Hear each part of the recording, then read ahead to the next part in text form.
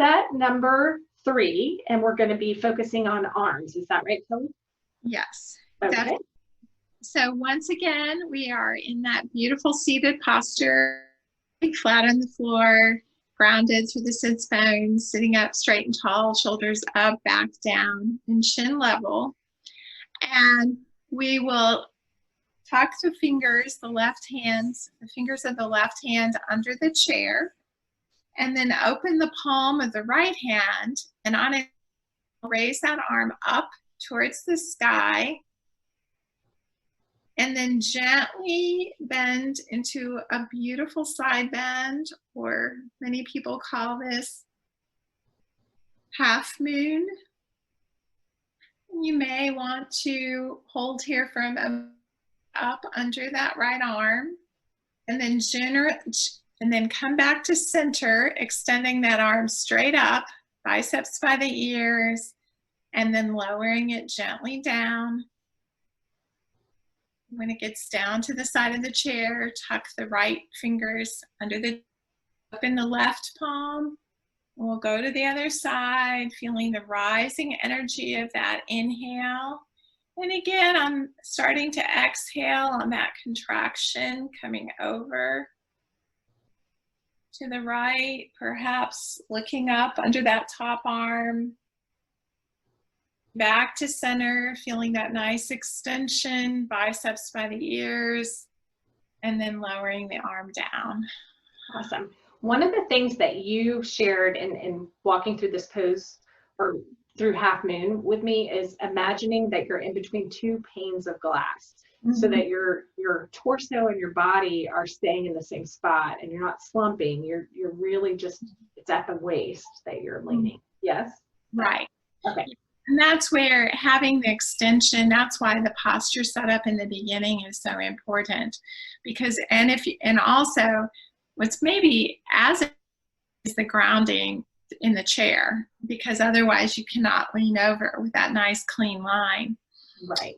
Oh, but good point. Yes, we definitely want to try to create as many images as possible. And also when we have students teaching these poses, encourage them to their own ways of cueing the alignment. Yes. Which they'll be, again, because of participation in many sports and dance and traditions, they'll come up with some beautiful ways to express it. So the next movement is a gentle twist, a seated twist.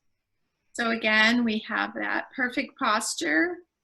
And then without moving your feet, we're going to raise the arms up overhead. And then keeping grounded in the chair, it will be the upper body above the waist that will twist to the right. And then the arms will float down. And we'll look back over the right shoulder. Let the arms drift down. And then the palms will open, and on the inhale, we'll come back up. And when the fingers meet, we'll turn around to face forward. And then gently butterfly or rotate the wrists, whatever feels good to lower the arms. And just take a moment to feel.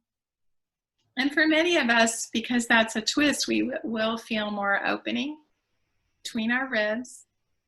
So we reset in the chair, straight and tall, always aligned with center. And once again, the arms come up. And maybe reach up, take another sip of air, and shift the upper body to the left. Let the arms come out to a T and float down. The palms open up and they come back up, reaching way up, turning to face forward, and once again, releasing down whatever feels good. And I like to just add as many opportunities as possible to do cool things with your fingers and your wrists, rotations, you know, both directions, butterflying the fingers, scrunching the hands. Then we will do breathing, which I like to call this angel breathing. So we're very relaxed in the chair, but we still have that very erect posture with that nice level chin, shoulders up, back, and down. And the hands are by the side with the palms open. And let's just reach way, way out of the shoulders and up, and perhaps look up at the top, fingertips touching, flip the hands. Once again, butterfly, rotate the wrists down. This, of course, is an exhale, coming back down. We'll do that again, inhaling up, really making this a big, expansive breath, maybe reaching way up and flipping the hands, and then gently coming down. And then take a moment to just feel the tingle, the energy flowing through the arms. For most of us, the shoulder, maybe even the face. And Kellye, I'm going to point out here too what we talked about at the beginning of the podcast, which is you don't know what circumstance your students are in. And for me right now, I'm in a little bit of a tight space, and my chair has arms on it, and so it was a little bit difficult for me to do like from extended downwards my arms and then raising them up and keeping my arms the way that your arms were. But I just think that I wanted to point that out because it could happen with your students too if they're in a confined space, or if the chair that they're in isn't conducive to it or whatever. Like you're going to be adjusting and flexible and all that. You're pointing that out because that's a very important thing. So there is a modification for this when you aren't going to be able to, you can just do it like this. Okay. Right? Like a T. Okay. And then you can come back up, come to center. So you never have to lower the arms, but you're still getting expansion. You're still getting this. Yeah. Thank you for pointing that out because if you're sitting in a chair where you've got arms, then you're going to have trouble with, or you can also, you can have them bring their arms a little more forward in more of a scooping, but again, you may get into a counter or a computer.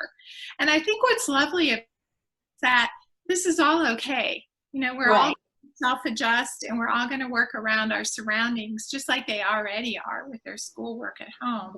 Well, and I could have stood up too. Like that would have been, if it's possible. I know that some students are in wheelchairs or whatever, but I could have stood up and that would have been okay too. Right. And that's something, a lot of these are ideally done standing up.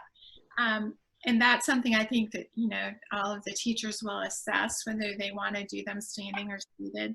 The one thing with teaching some of the movements that gets challenging, I know from personal experience, is they can't see what you're doing. Right. When you're standing. And so it may be that you teach them in a seated position and maybe you name the poses, and once people are familiar, then you can go to more of a standing practice. Right.